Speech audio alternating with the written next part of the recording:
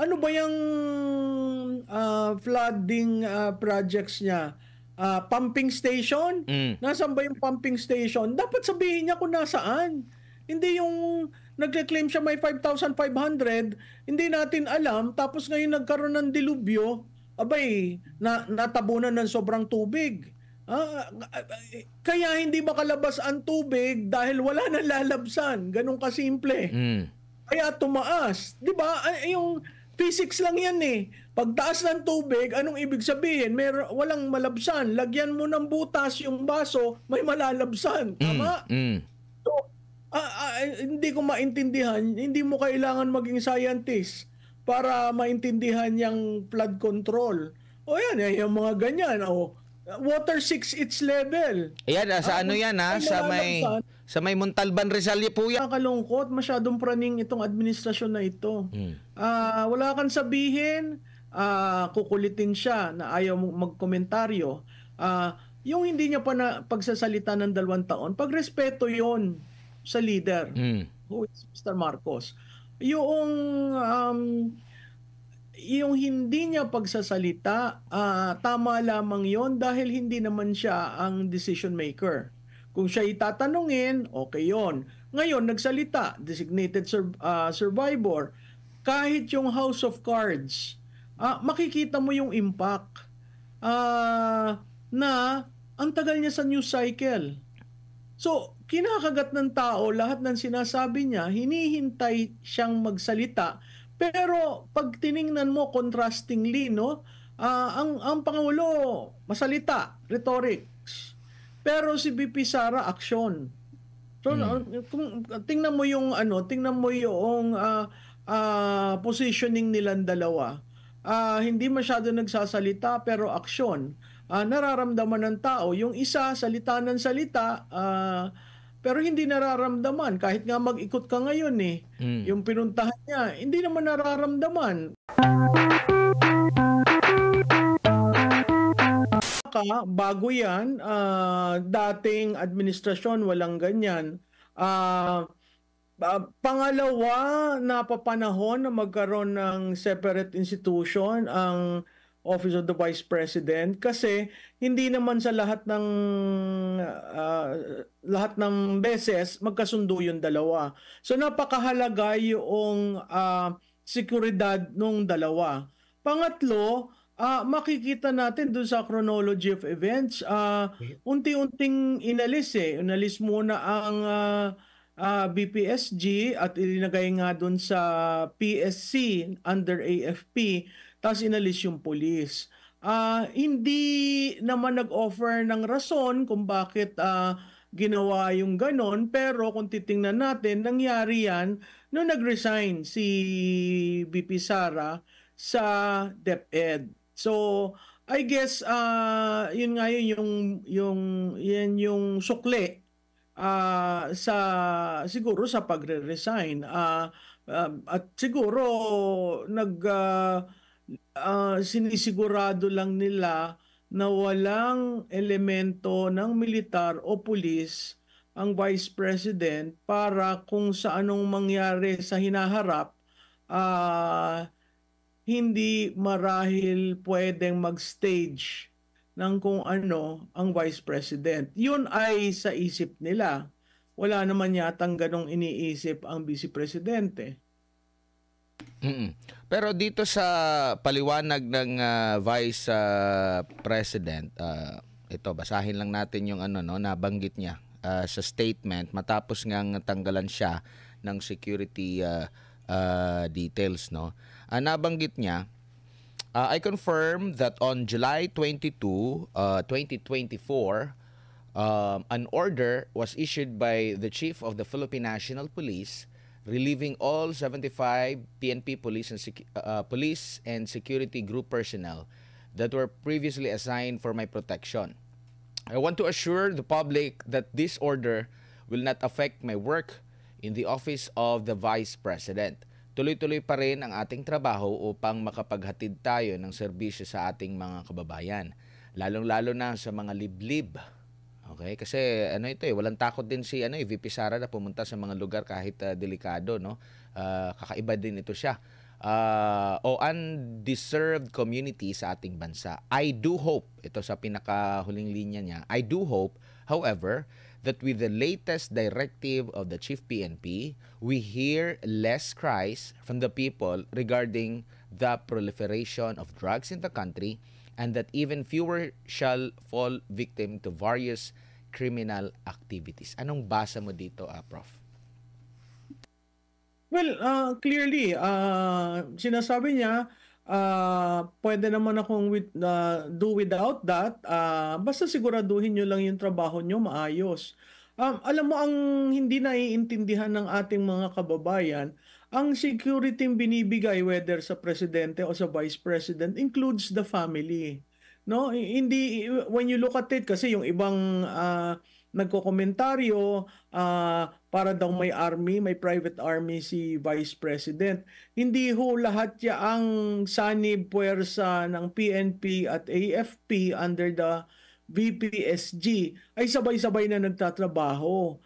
Yan ho, merong mga araw na naka-duty sila, merong iba nag-a-advance pag merong lakad, at maraming lakad noon si Secretary ng DepEd. So, apart from her security, binibigyan rin ng security ang mga anak, ang asawa, ang nanay. So, dapat ganun ang tingin nila, hindi lang dun sa seguridad ng Vice President. Institution ho yan eh. Institution rin ang presidente. Kung titingnan natin, Admar, no, yan request ni Vice President kay dating kalihim Delfin Lorenzana, na sinabi nga niya dun sa request niya, yan ay napapanahon at yan ay sinang-ayunan ni Secretary Delfin Lorenzana. Siguro ngayon na iba na ang panahon, at hindi yan sinasang-ayunan. Sa DND, ang pumirma mismo si Secretary Teodoro. Sa PNP, wala akong nakitang dokumentong pumirma si Secretary, what do you call this, Abalos. Yung si Marbil ang nag-explain at nagpadala ng recall order. So, nakakalungkot yun kasi dapat yan extended to everyone. At clearly, sa tingin ko, may nakikita silang security angle kaya inalis nila yon. Pero hindi ba inisip din ng sa security cluster natin, considering sa pangyayari dun sa Amerika, di ba? Amerika na ngayon, di ba? May mga assassination attempt. Papalapit din yung election din doon. At alam natin yung mga pangyayari, di ba? Na may kaugnayan. Kita natin na parang may kaugnayan itong mga pangyayari na ito. Parang na-timing pa talaga na meron yung assassination na attempt, di ba? Nagbitiw nga yung security service doon kasi may lack of no? Yung sa responsibilidad nila hindi nagampanan. Tapos yet ito ang gagawin na nila. Meron ka bang ganito ring basa mo? Siguro, Admar, ang immediate impact ng recall,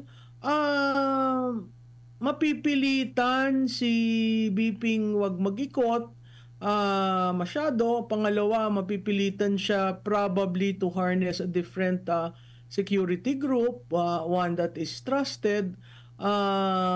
Third, ang problema kasi ng ganyang biglaang pagkuha na hindi naman hinanda at pinapara para masiguro yung seguridad, napakahirap na maprotektahan siya. Yun ang yung nakakalungkot kasi parang talagang itinatabi mo na siya. Oo.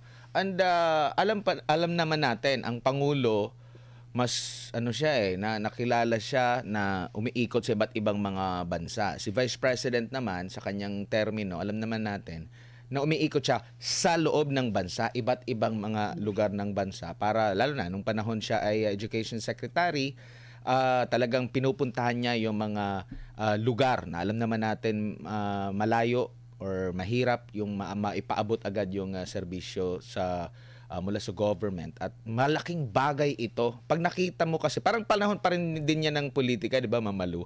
Na iba rin na may ads ka sa TV, sa radyo, sa social media. Iba rin talaga ang impact kapag nakaharap mo siya face to face, 'di ba? Parang ganun din na ang taong bayan, lalo na sa mga liblib, sa mga malalayong lugar, na bihira lang nila makita personally yung mga national government officials. Tapos maglalaan ng panahon, pupunta doon sa mga lugar na yon. Kumbaga, iba rin yung impact na maidudulot nito sa taong bayan. Lalo na doon sa mga nakikita lang nila sa telebisyon, sa social media, tapos nakakadaupang palad nila. Iba yung impact na dala. Uy, ramdam ko yung pagmamahal ng gobyerno. Malaking tulong ito, no? Lalo na sa panahon na ngayon na nasa krisis, baka isipin ng taong bayan na walang ginagawa ang gobyerno. Si VP Sara ang parang nagko-connect, di ba? Na doon sa mga pagkukulang na yun. So Admar, ang siste nga niyan, alisin mo yan, grounded. 'Di ba? Parang eroplano, lumilipad, alisin mo yan, grounded. So grounded si VP Sara, hindi masyadong makakaikot. Alam mo, ang isa pang problematic diyan, si Vice President very strong on public order, on anti-terrorism, at saka yung trabaho niya sa LCAC, no? Napakahalaga na makita yung angle na yon, hindi lang naman ngayon nung siya ay naging vice presidente, na tinayuan niya yung dalawang issues na yan. So interestingly, wala naman nag-explain sa kanya. Yun ang nakakabahala eh. Parang binigyan mo siya tapos kinuha, walang explanation. Na hindi yan nagmumuka ng isang lideratong mature sa decision making. Hindi rin yan maganda sa security agencies ng pamahalaan kasi ang vice presidente ang successor. No? Kung anong mangyari kay presidente, ang VP, ang vice president, ang under the Constitution, ay may karapatang sumunod sa kanya. So yung paggalang at pagrespeto sa institusyon at sa tao ni Vice President Sara, yun ang medyo nawala dito sa desisyon na ito. Maganda naman sanang nasabihan, nakipag-usap, 'di ba? At nagkaroon ng transition. So makikita mo na lahat 'yan politically motivated.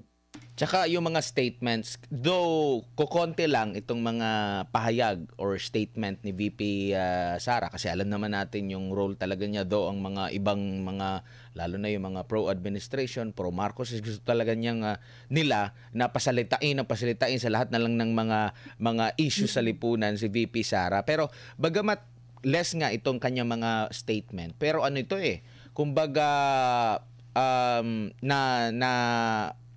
kumbaga marami din na magkaka-interest na alam mo na, gipitin siya, harangin siya. So needed niya talaga ng maraming mga security. At the same time yung pamilya niya, lalo na yung mga statement niya against CPP, NPA, NDF. Ang ipinagtataka ko rin, Mamalu, kasunod din ito ng kanyang pagsasabi na designated, itinatalaga niya yung sarili niya na as designated survivor. Ang dami ng mga iniisip ng mga ilan na meron dang plano, si VP Sara ganito, ganyan. Kumbaga pati rin itong issue na ito kumbaga hindi mo pwedeng maisantabi kung bakit naganap itong pagtatanggal sa seguridad kay VP Sara. Alam mo, Admar, ang nakakalungkot, masyadong praning itong administrasyon na ito. Wala kang sabihin, kukulitin siya na ayaw magkomentaryo. Yung hindi niya pa na pagsasalita ng 2 taon, pagrespeto yon sa leader, who is Mr. Marcos. Yung hindi niya pagsasalita, tama lamang yon dahil hindi naman siya ang decision maker. Kung siya itatanungin, okay yon. Ngayon, nagsalita, designated survivor, kahit yung House of Cards, makikita mo yung impact na ang tagal niya sa news cycle. So, kinakagat ng tao lahat ng sinasabi niya, hinihintay siyang magsalita. Pero pag tiningnan mo contrastingly, no, ang Pangulo masalita, rhetorics. Pero si VP Sara action. So kung tingnan mo yung positioning nilang dalawa. Hindi masyado nagsasalita pero aksyon. Nararamdaman ng tao. Yung isa, salita ng salita, pero hindi nararamdaman. Kahit nga mag-ikot ka ngayon yung pinuntahan niya, hindi naman nararamdaman. Dahil, bakit ka umikot? Diba? Yun yung sabi, ang lokohan nga dun sa Valenzuela, meron daw pasang masid. At kailangan ikaw lumabas at kumaway. So, I mean, a day after the tragic incident in the National Capital Region, kahit sa Region 3 at Region 4A, ang dapat yan, bumababa, nakikita mo. Ako nga, ang tanong ko, nasa na yung mga pulis? Di ba yung mga pulis dapat na-deploy yan? Kasi nakakonsentrate lahat sa SONA. Imagine kung nangyari, nung SONA umuulan na. Meron ng reading na may dadating na bagyo. Pero lahat sila nakafocus sa SONA. So nung biglang umulan, ano nangyari? 'Di ba? Ako natutuwa, meron ako mga kaibigan sa Philippine Army na nagre-rescue sila. Sabi ko, ito ba ay institutional job? Ma'am, hindi, kami lang 'yan. So hindi ko maintindihan kung naghihintay lang, lahat naka-focus sa Pangulo. Pero yung kaninang ginawa nilang parade in review sa Valenzuela, nakakalungkot dahil ginawa rin yun ng dating Pangulo . Pero, di ba, ang mga tao nandyan, dapat nga nag-i-issue siya ng directive. Number 1, pwede ba yung presyo ng electricity, wag munang magtaas dahil galing tayo dito sa sakuna? Pwede ba ang mga supply ng pagkain, 'di ba? Dapat si DTI mo umiikot na sa grocery dahil under price control . So hindi natin maintindihan kung yung ginawa lang kanina na pagbisita at makikita mo immediately may angle ng mga picture. Umiikot ka, nakasakay ka sa truck, hindi ka bumababa. Nararamdaman mo ang taong bayan, di ba? Samantalang yung kabila, wala dito, wala sa bayan natin, no? Gumagana yung institusyon. Nagdi-distribute, may hot kitchen, kagabi pa lang may hot kitchen na. So, bumababa sila na with the limited means ng Office of the Vice President para namang mas effective yun. Kasi ito talagang lahat nasa iyo . Ba't hindi mo maibaba? 'Di ba? Bago ka umikot, may bumaba na, may nag-advance na, nakapamigay ng kumbigas, kung ano man na maitutulong mo sa ating mga nasalanta. So, ako, kung politika at politika lang, yung ginawa ngayon, politika yon. Oo, bago lang si Dan Chan, kasi marami pa rin akong katanungan din. Isa na lang bago si Dan Chan. Malala natin, minsan may sinasabi ng mga opisyal na hindi mo na ako mag-iikot. Kung mag-iikot man, area lang para makita yung extent. Pero yung pagpunta mismo sa lugar, kasi parang nagiging abala ka rin .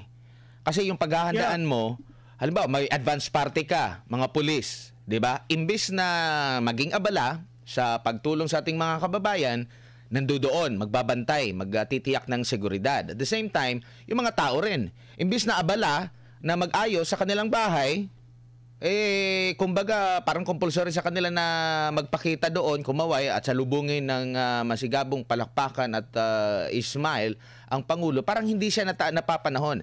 Nabanggit ko nga, meron ako nabasa kasi nga, 'di ba?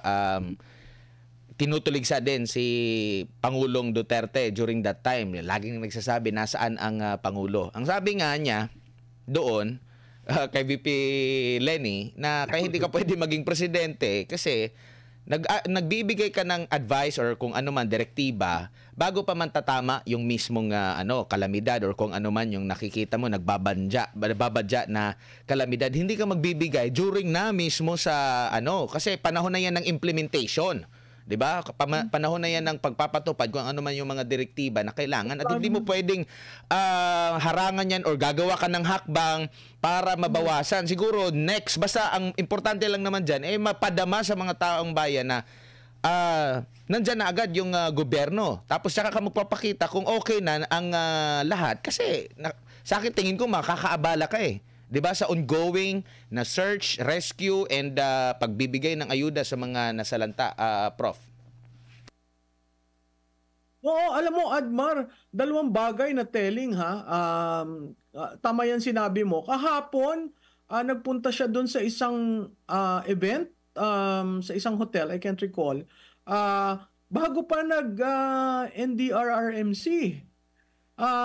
So, ang tanong ko nga, nakikita mo na ang lakas ng ulan. Hindi ka ba nababagabag at pumunta ka pa dun sa event na yon na bandang tanghali ka na nakapunta dun sa National Situationer ng NDRRMC. Pangalawa, meron siya dung bubo. Yung sinabi niya na, hindi, yung declaration of calamity, dapat ang local. Presidente ka. Sabi niya, hindi, sila may alam niyan, frontline sila. Presidente ka, under the General Supervision Clause ng Local Government Code at Administrative Code, you can declare a national declaration. 'Di ba? So, ang nag-declare MMDA, paano ang probinsyang Batangas? Paano ang probinsyang Bulacan? Outside yun ng NCR. So walang declaration ng national calamity, situational lang, local government lang. Doon maling-mali. At makikita mo kahit doon sa NDRRMC, yan naman mga pulido na at alam ang gagawin. Pero nakikita mo naghihintayan sila. Natatawa nga ako doon sa ulat Ang ulat and the Office of the Vice President has released X amount to finance. Sinabi dun sa report. So, yung mga kagabi na tumitira sa kanya, ilang grupo yan, na politika, mga politikang grupo, hinahanap si Vice President. Ay hahanapin niyo, ba't anong gagawin ho ni Vice President? Sino ho ba ang nasa batas natin ang dapat magdesisyon? Hindi ho ba ang Presidente? Pero, nakita nyo naman gumagalaw. Kasi sabi nga ni Admar, pinaplano ho yan. Yung pre-positioning, yung satellite offices. Di ba yan, satellite offices? Marami nagkomentaryo dyan sa Confidential and Intelligence Fund. Yun ho ang ginawa niya. Ng November 2022, nag-set up siya ng satellite offices. Nag-set up siya ng mga preposition goods as early as 2022. So, muscle memory na yung Office of the Vice President. Labas sila, nagpunta ng Manresa kagabi, kaninang umaga nasa Tondo. So, makikita mo, gumagalaw. Hindi kailangan, sabi mo nga, hindi kailangan humara-hara ako para sa akin ng atensyon. Kasi may plano. So, ang tanong ko, magkano lang ang pondo ng Office of the Vice President? Tagawa nila yon. Bakit Office of the President, naandyan ng Army, naandyan ng PNP, naandyan ang PAGCOR, naandyan ang PCSO, bakit hindi mapalakad yan? At kailangang naandun ka, pakaway-kaway. Sa tingin mo, nakakatulong yun sa mga tao? Di ba yung iba nagbibilag pa ng mga gamit nila, yung iba nasa evacuation. Di ba? Siguro tigilan natin yung pambubudol. Tigilan natin ginagamit natin ang taong bayan dahil nasa sako na Tsaka Prof, idugtong ko lang, bago lang talaga si Dan. Kasi kahapon, nakapanayam ko yung taga OCD Metro Manila. Kasi napansin ko, nung isang araw pa, grabe na yung mga pag-uulan. Tapos, naglabas na ng rekomendasyon ang NDRRMC. Tinanong ko, bakit medyo late yung deklarasyon? Kasi as of 5 a.m. yata parang effective 5 a.m. walang trabaho. So, alam mo naman dito, sa Metro Manila, hindi naman po 5 a.m. yan sila kumbaga maaga yan sila aalis kasi para makaiwas sa traffic. So, doon pa lang, medyo may late na. Well, hindi ko siya masisi, yung regional director. Kasi ang iginit din niya, ay, matagal na kaming kumbaga, nauna kami, advance kami, na nakapag-rekomenda sa pamahalaan na baka pwede suspendido muna yung trabaho. Pero kung makikita mo doon sa mismong dokumento or sa release yata ng Malacanang, 5 a.m. effective 5 a.m. pero marami nang nakalabas na mga ng mga ganyang mga oras na yan. Kaya nga kasi dito malapit lang kami sa EDSA, nung nagkaroon ng pagtaas na ng tubig baha dito sa tapat lang mismo ng gusali namin, talagang mahaba yung traffic. So ibig sabihin, hindi siguro sila nabisuhan na suspendido yung klase trabaho kasi ang dami pang mga sasakyan Tsaka Admar, just to yan dyan sa recommendation. Nag-recommend, may nakita ba tayong dokumento na nagsabi I am hereby approving the recommendation? May nakita ba tayong tao sa administrasyon na ito na humarap sa mikropono at sinabi ang Pangulo ho ay inapprove ang recommendation ng OCD? Kahit sila, they were taken on the sly kasi wala kang nakitang mga MMDA. 'Di ba? Yung immediate na pasukan, wala kang nakita. Doon nagsisimula na. So, walang failure ang OCD. Maaga. Kaya nga sabi ko, bakit kaya nila ito linabas? Kasi hindi ka naglalabas ng recommendation. Naglalabas ka ng decision, pero linabas nila. Kung hindi ka hindi ka marunong magbasa talaga sa siguro. Akala mo suspendido na, pero pag babasahin mo, rekomendasyon pa lang. So needed pa ng approval. Oo, kaya nga sabi ko, ay ano kaya ito? Baka linabas nila dahil hindi ina-actionan at baka sila ang masisihihan, di ba? So ako, makikita mo, ang daling mag-deploy. Sanay tayo dyan. 'Di ba? Ang problema pa nga yung ibang mga MMDA doon lang nagbubungkal ng kanal, inaalis yung bara. Anong ginawa natin nung summer? 'Di ba? Nanggaling tayo sa administrasyon ni Duterte na pag summer ginagawa mo, linilinis ang kanal, inaalis ang basura, nagbababala ka na. Ngayon parang all in one. So, nakakalungkot dahil ang laki ng impact sa ekonomiya. Ang laki ng impact sa mga ordinaryong tao. Kasi yung mga ordinaryong tao ang makikita mong nawalan ng kagamitan. Meron akong staff na naanod ang bahay nila. So, masakit yun. Pero parati ko nga sinasabi, basta buhay ang pamilya mo, okay na yan. Dahil yung mga gamit, kaya mong ipundar. Pero kung hindi mo nararamdaman ng gobyerno, at ngayon mo nakita ang gobyerno na pakaway-kaway, sandali lang, malaking problema natin. Dan? Yes, Partner Edmar. Ma'am Malu, ako magandang hapon po Ma'am Malu. Ito, bago ko to pag-usapan at pakialaman ito pong nangyayari ngayong mga sakuna dito ngayon. Every time na to, yearly na to given na sa atin to yearly. Ma'am, may napansin lang po ako na every time, every year na nagpapa-approve sila ng mga budget, itong mga kongresista about dito sa mga flood control. Ano ang nangyayari dito na alalaki ng mga budget ng mga hinihingi ng mga kongresista? Tapos, ang mangyayari, ito ang nagiging resulta na pag tag-ulan, inaabot tayo ng baha, may namamatay, may napeperwisyo. Hindi po ba sa pananaw po ninyo na anong kwenta nung kanilang pagpapa-approve ng mga budget, pagpapagawa ng mga flood control at wala naman nangyayari dito sa mga baha na dapat mapapigilan ito. Ano po ang inyong pananaw po dyan, ma'am? Dan, alam mo, ako'y nalulungkot kahapon nga parang nasa state ako ng rage. Kasi pang ilang beses na ba ito nangyari? Tuwi bang uulan, ganito na lang tayo.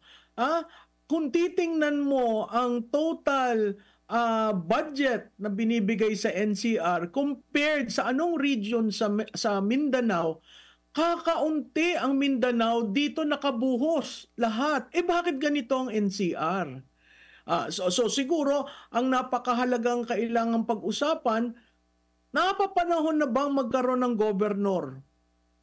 ang NCR para may accountability. Kasi yung MMDA, yung commission nila, composed of several politicians, all of the LGUs in NCR, I don't think is working. Nakakaawa. Ang isa na lang example ha, napakasimple. Wala ba tayong matawagan na 911 sa NCR? Ang bawat LGU ba may kanya-kanyang telepono na gagawin? Bakit wala ba tayong command center sa NCR? Kaya ako kinakuan ang pulis. Ang army, no? Hindi ba kayo pwedeng mag-deploy? Capital ito eh. 'Di ba? Ang Manila is capital, ang NCR is the region in the country. Tapos, yung tinanong mo Dan, no, ang total na budget ng 2 taon, 2023 to 2024 ay isang 500 billion and almost a trillion. 'Di ba? So, no, almost a billion kasi no, it's 500 billion and 200 billion. So 700 billion. Flooding alone. Sinabi rin sa SONA na may 5,500. Alam mo, ang problema dun sa SONA, hindi mo nakikita. Sinasabi mo, pero asan kaya yan? Di ba walang visual aid eh. So, hindi mo maituro, ito pala yung ginawa.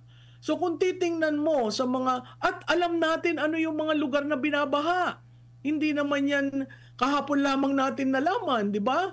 So, kailangan malaman natin sino ba mga kontratista niyan at ano ba ang ginawa talaga dun sa pondo.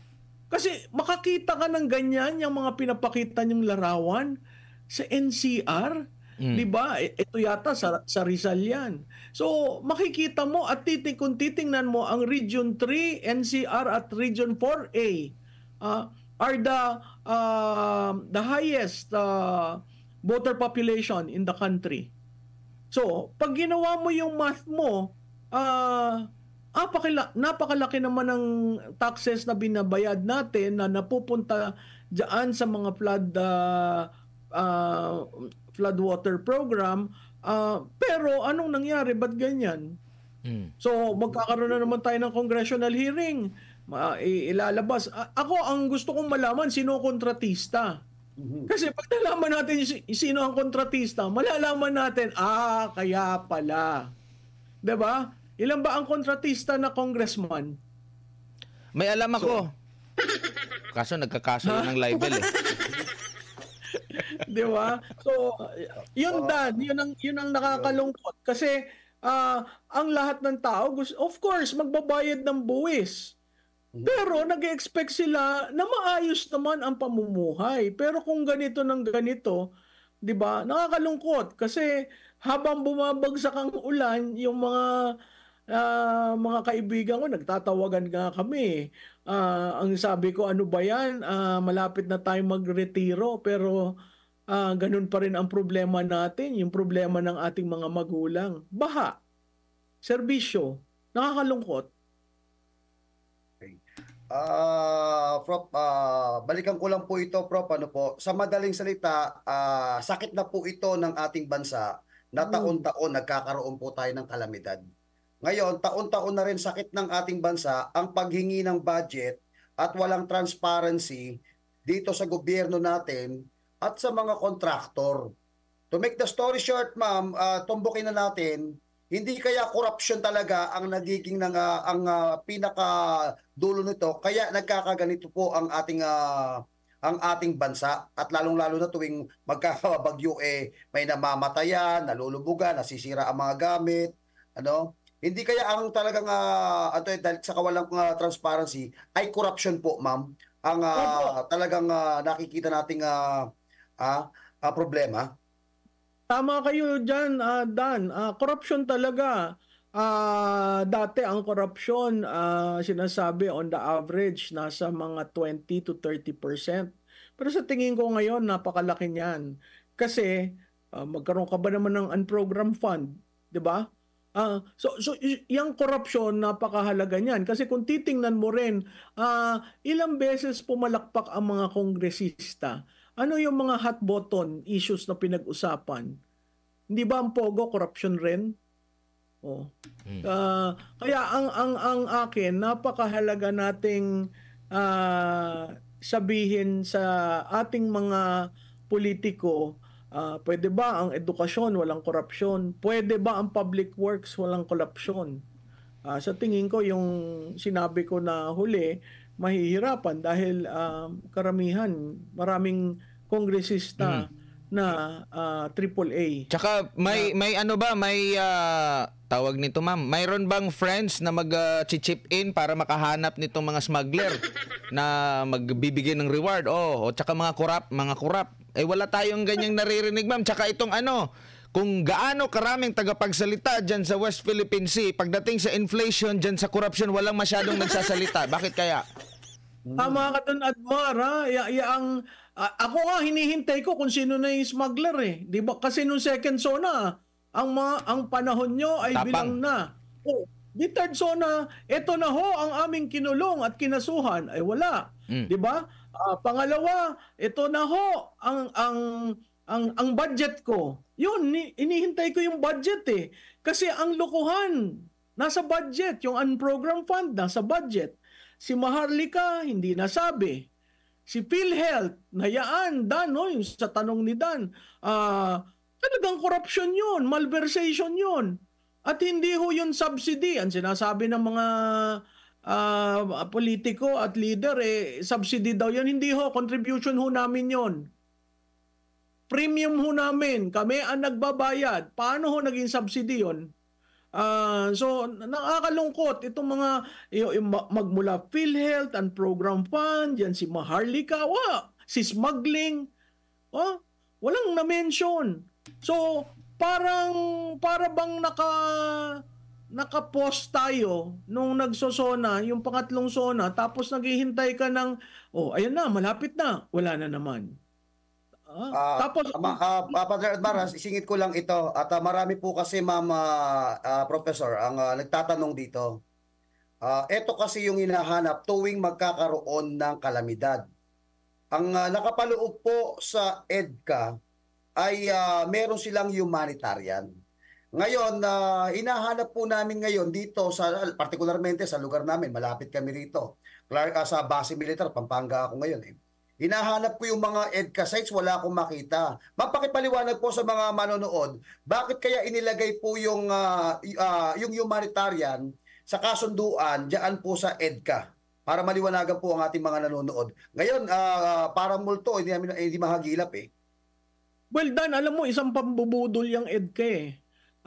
Hindi naman tinanong sa mga Pilipino kung gusto ba natin. Ang sinabi lang, in the guise of climate change, assisting us during typhoon, ni isang best o yung bangka.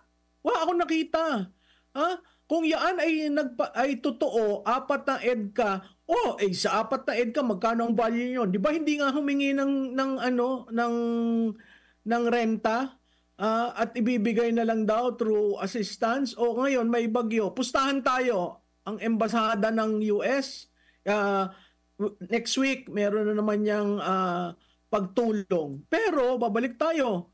Nasaan si EDCA? Tama ako kayo dyan. Kaya ngayon lokohan, may nakita akong picture na may Chinese ship na pumapasok din sa baha. Natawa naman ako doon. Sabi ko, talagang dumating na ang West Philippine Sea sa NCR. 'Di ba? Hindi natin naramdaman. So itong mga pambubudol, tigil-tigilan na kasi lumalabas eh. Hindi natin kailangan tayo ang magpreba. Ayan, 'di ba? Biglang bumagyo. Ano ba 'yon? Signos galing sa taas? Nakita natin anong uring leader meron tayo. Yan talagang napakasakit maging Pilipino sa panahong ito. Yun. Okay, meron ka. Partner, sige. Baka may tanong ka. Marami pa akong tanong dito kay Ma'am Malu. Okay, Ma'am Malu, 'di ba nabanggit niya 5,500 ang nakumpleto at meron pang mga ginagawa na mga flood control project. Kahapon doon sa briefing, yung nanguna siya doon sa NDRRMC, may nabanggit siya dun sa flood control. Di ko lang alam kung bakit hindi ba ito natanong ng mga reporter, no. Pero siya mismo nagpahayag na meron dang flood control na nabangga ng barko. Ngayon medyo mas malinaw-linaw yung kanyang pahayag ngayon kung ano na ang resulta. Batay dito sa ambush interview ata ito, ngayong araw na ito sa kanyang pag-iikot sa Kamanava area, nabanggit niya, and I quote, sabi niya dito, mas marami tayong flood control ngayon kaysa noon. Pero, climate change. This is what the effects of climate change. Meron pa siyang sinisi. Okay? Sinisi din niya yung sa basura. Sabi nga niya dito, sana matuto naman ang tao. Huwag kayong magtatapon ng basura dahil ang basura, yun ang nagbabara sa mga pump natin kaya hindi kasing effective na pwede. Okay? Basura ang dahilan. Tama ba itong pagrarason na ito, ma'am? Considering yung basura naman, hindi naman bago yan talaga. Yan naman talaga sa matagal na panahon ang nagkukos din ng mga pagbaha, lalo na dito sa Metro Manila. And lagi rin nating isisi yung mga basura dito sa flood control project. Di ko lang alam, ma'am. Ano ba sa tingin niyo po? Una, yun sa climate change, kaya nga tayo nag-build ng protocols at maging resilient diyan sa climate change. Pinaplano, hindi ginagawang rason ang climate change kung bakit nagkaganito. Planuhin. Ang alam ko, tayo ang mag-host, pinagmalaki niya yon, tayo ang mag-host nung isang international conference tungkol sa climate change. So, hindi lang yan lip service. Ngayon, yun dun sa basura. Dapat, again, responsibilidad dyan ng LGU. Pero, dapat nakikita rin ng MMDA. Kasi alam mo, ang LGU, specific lang yan sa jurisdiction niya. Yung boundaries ng Quezon City, Manila, kanino yan? 'Di ba? At dapat nangongolekta. Kung nangongolekta, merong lalagyan. Nabalitaan ko, ewan ko kay si Dan taga Pampanga, yun daw landfill sa Pampanga, sasarhan. Yung nasa Clark. Pag sinara mo yan, saan mo ilalagay ang lahat? Ang tagal na niyan, ha? Walang solusyon. So bakit hindi ilista? Ano ba problema natin? Ano ang solusyon? Marching orders, Mr. President, gawin nyo to. Alam mo, meron tayong engineering brigade sa Army. Pwedeng itap. Alam mo, may mga ahensya ng gobyerno na pwede mong itap para mapabilis ang trabaho. Pero to blame ang basura and to blame climate change, di i-blame mo na rin ang Diyos. 'Di ba? Na kaya umulan ay dahil sa kanya. Pinaghahandaan natin 'yon. Dapat kita mo 'yan, no? Yang ganyang alon ay nakikita ko lang yan sa mga beach at saka sa pag high tide, 'di ba? Pero pag ganyan ay talagang katulad nung reclamation. Itutuloy ba 'yon o hindi? 'Di ba meron siyang SONA na sinabi niya itigil ang mga reclamation. Ano nangyari? Para rin yung Pogo. Effective today, wala nang Pogo. Hindi man lang sinabi sa kanya, sir, iba na ho ang pangalan ng Pogo. Tama nga naman, walang Pogo, pinalitan lang ng pangalan. Oo, tapos ngayon meron kang si Pagcor nag-a-appeal yung 12. Papayaan na daw yung 12. Ang tanong ko, Mr. Tenko, sino ba nagpasok ng 12? Eto pa, ma'am, dagdag ko rin. Ang nabanggit din niya, sabi niya dito, nasasapawan, marami ng flood control project pero nasapawan sa dami ng tubig. So we have to re-examine some of the designs of our flood control. Kasi nga, for sure, itong 5,500 flood control project, ang pinagmamalaki niya sa kanyang pamumuno, 2 years, in 2 years time. So ang tanong ko dito, di po ba, pag naglalaan ka ng pondo, nabanggit mo nga, kasi itong climate change, na ito, hindi ito parang ngayon lang narinig natin. Yung mga basura, hindi ito ngayon lang din narinig natin na nagkukos. Kahit nung elementary pa ako, tinuturo na yan, huwag magtapon ng basura, huwag magtapon ng basura sa tamang tapunan, di ba? At hindi lang kung kahit saan-saan. So kumbaga 'di ba kasama ito sa mga pag-aaral bago ka gumawa ng proyekto, may mga pag-aaral muna, may mga pagpaplano muna para ganito ganyan tapos sasabihin na naman nasapawan sa dami na naman ng tubig. So kumbaga hindi ba dumaan sa matanding pag-aaral bago magsagawa ng ang mismong mga proyekto? Diba? Sa may Montalban Rizal po 'yan. Kabahayan po 'yan, parang naging instant ilog tsaka instant wave pool. Waterfalls. No. Di ba? Kaya alam mo nakakapanglumo pag nakita mo 'yan kasi parang ano na ba tayo? Ganito na lang ba tayo? Palakas na lang ba ng palakas ang dagos-dos ng tubig? Kahit mataas ang bahay mo, pag lumapit sa baitang na medyo delikado, anong gagawin mo? 'Di ba? Napakahirap tapos walang pinag-uusapan na may insurance tayo, bibigyan kayo ng kung sino mang ahensya sa gobyerno. Yung mga nasalanta, nasira ang mga bahay na ganyan. Bakit walang announcement kaagad? Hindi na bang ito ngayon lang, 'di ba?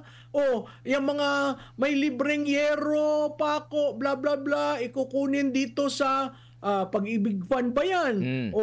Ngayon yung mga nagkasakit, PhilHealth, mag-offer ng assistance, wala. Parang tayo, nagpatuyo ng ating mga gamit, pag natuyo, ipapasok natin, kukumpunihin ng tayo-tayo eh. Yun ang nalulungkot ako. Tayo-tayo ang nagtutulungan, tayo-tayo sa pamilya. Ba't ako nagbayad ng tax?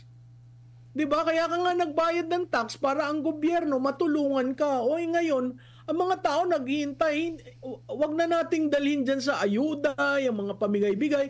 Pero ano yung programa? Post-Katrina. Number 1, insurance to those whose vehicles were ganyan. Number 2, health insurance to those who will be sick. Dapat may ganon. At saka alam mo yan, yung pamimigay na yan. Kawawa naman ang mga Pilipino. Tinan nyo. Di ba? Kaya ang Pilipinong botante naghahanap ng white horse.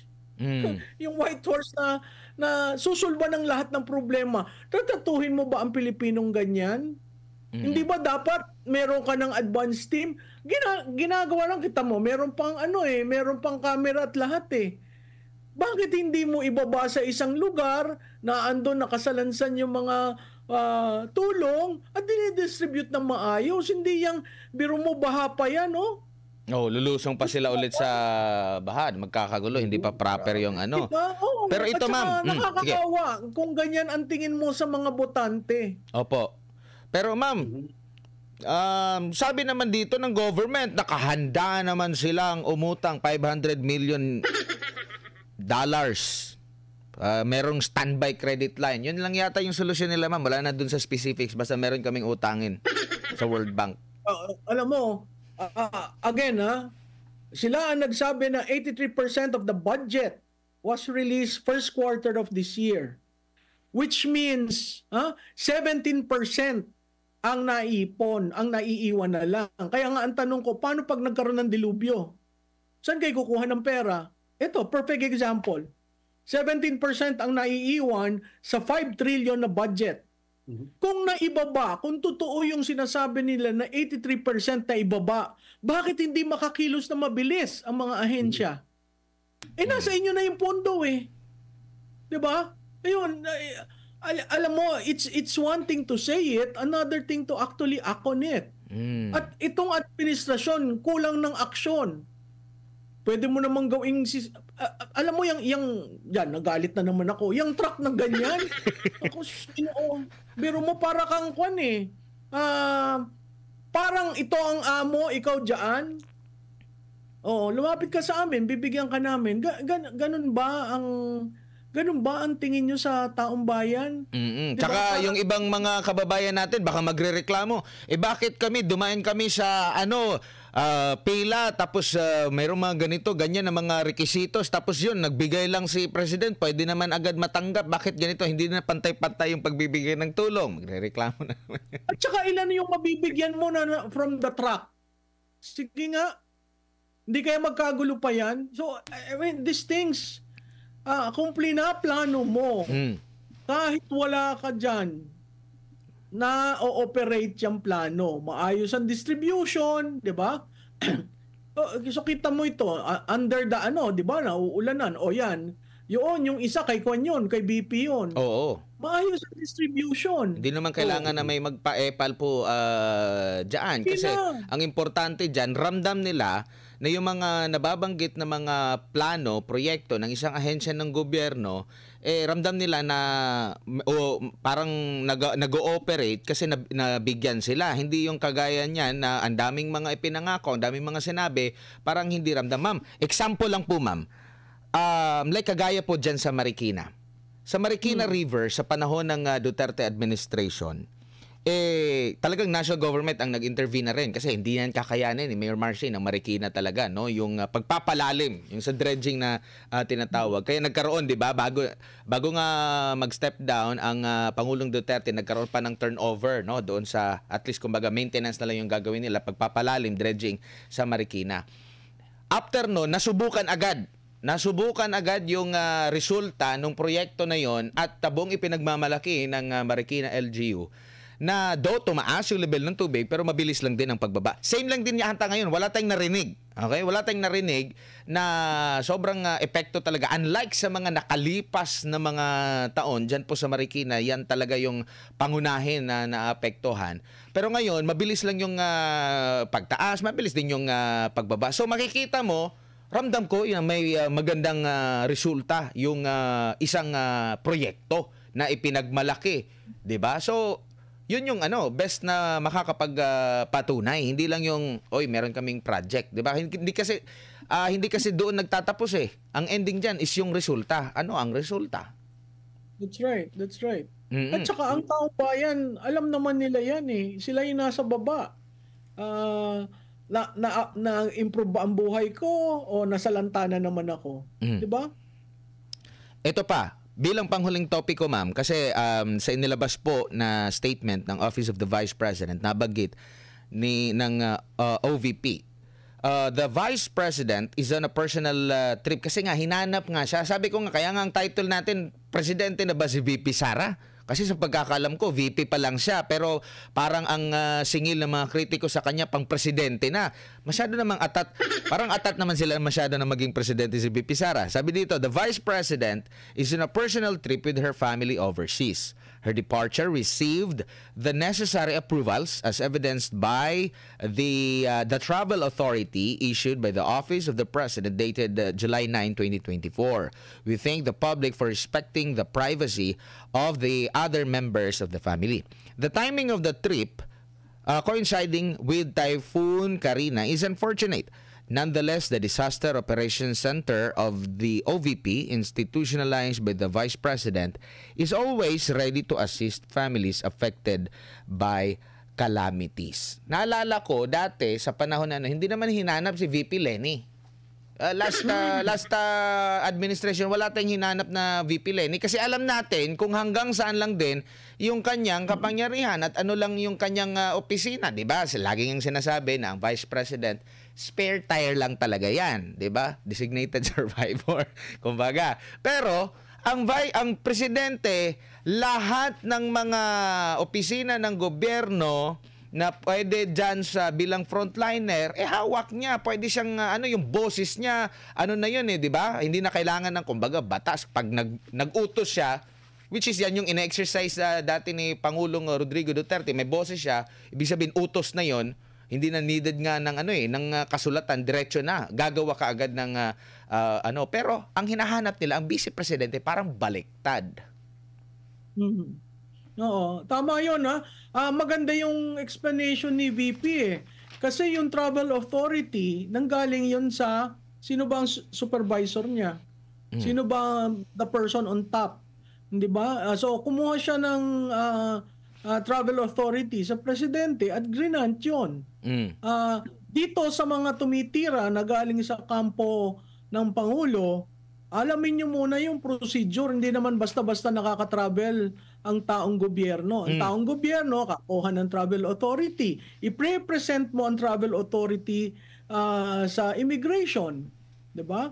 So, Pero tama ka doon. Hindi naman siya ho ang Pangulo. Ba't ho nyo hinahanap? Hindi ho ba insulto yon sa Pangulo? Nandito ang Pangulo, hinahanap nyo ang bise? Yun nga yun. Kaya nga tanong ko, presidente na ba?